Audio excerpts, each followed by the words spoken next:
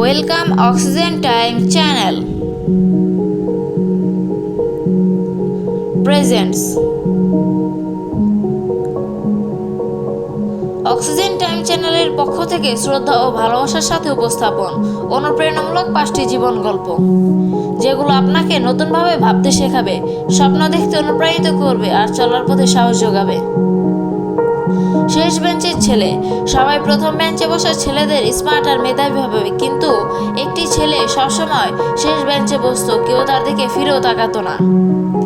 শিক্ষক একদিন রেগে গিয়ে বললেন, তুমি কিছু হতে পারবে না, তোমার জীবনে কিছু হবে না।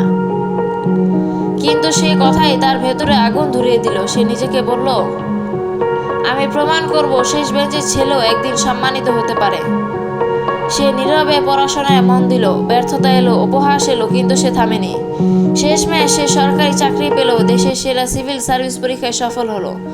অফিসের প্রথম দিন স্যার তাকে দেখে চমকে উঠলেন। সেই শিক্ষক এখন বললেন, আমি ভুল বলেছিলাম, তুমি প্রমাণ করেছো যে শেষ বেঞ্চে বসে সে সবার আগে পৌঁছাতে পারে।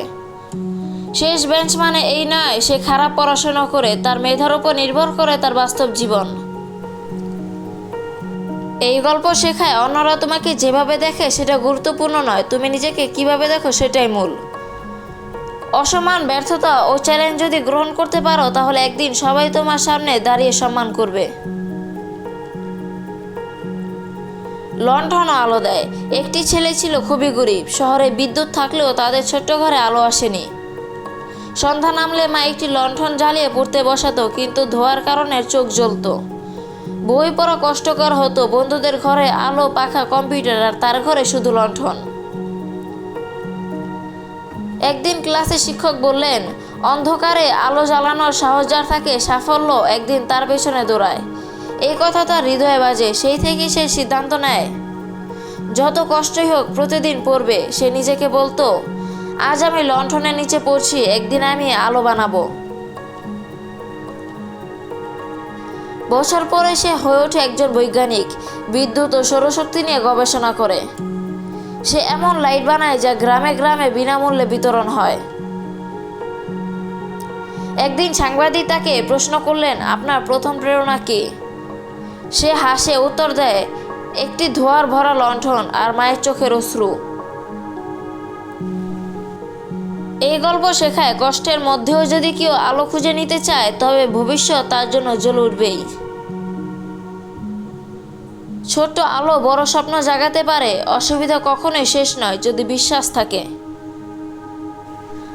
হার না মানা ছায়া। ছায়া ছোটবেলায় মাকে হারায়। বাবা ছিল অটোরিকশা চালক। সংসারের হাল ধরতে ছায়া ষষ্ঠ শ্রেণী থেকে কাজ শুরু করে, বাড়ি বাড়ি গিয়ে বাসন মাজা, ঝাড়ু দেওয়া, কিন্তু সে থামেনি।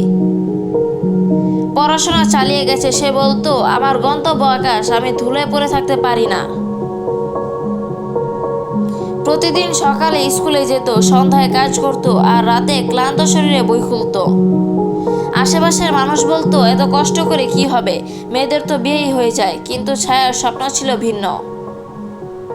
একদিন স্কুলে এক প্রতিযোগিতায় সে প্রথম হয়। পুরস্কার ছিল একটি বই, ইউ ক্যান উইন। সে বই তাকে বদলে দেয়। ছায়া বুঝে ফেলে, জীবনের যুদ্ধ জেতার জন্য কেবল সাহস আর অধ্যবসায় লাগবে। এরপর সে একের পর এক প্রতিযোগিতায় যেতে, কলেজে ভর্তি হয়, স্কলারশিপে। বিশ্ববিদ্যালয়ে ভর্তি হয়ে সে পড়ালেখার পাশাপাশি গরিব মেয়েদের পড়াতো। একটা সময় আসে যখন সে বিসিএস পরীক্ষায় উত্তীর্ণ হয়। আজ ছায়া একজন সরকারি কর্মকর্তা। নিজের বাড়িতে মা বাবাহীন শিশুদের জন্য একটি আশ্রয় কেন্দ্র চালান। সে বলতো, আমার শৈশব কেটেছে আঁধারে, এখন আমি চাই অন্যদের জন্য আলো হতে। এই গল্প শেখায়, পরিশ্রম, অধ্যবসায়, আত্মবিশ্বাসী সাফল্যের চাবিকাঠি। চাওয়ালার ছেলের স্বপ্ন। রিজভি নামে এক ছেলে বাবা স্টেশনে চা বিক্রি করতেন। রিজভিও বাবার পাশে বসে চা বিক্রি করত, কিন্তু তার চোখে ছিল অন্য আলো। যখন মানুষ ট্রেনে বসে পত্রিকা পড়তো, রিজভি সেগুলোর পুরনো কপি তুলে পড়তো। স্কুলে তার শিক্ষক একদিন বলেছিলেন, পড়াশোনা একমাত্র রাস্তা যা তোমার জীবন বদলাতে পারে। সকালে চা বিক্রি করে দিনে স্কুলে যায়, রাতে বাবাকে সাহায্য করে। সে তার প্রতিটি মুহূর্ত কাজে লাগায়। মাধ্যমিকে ভালো রেজাল্ট করে তারপর কলেজে ভর্তি হয়, কিন্তু সমস্যা ছিল টাকা। তখন সে ফেসবুকে তার অবস্থা লিখে সাহায্য চায়।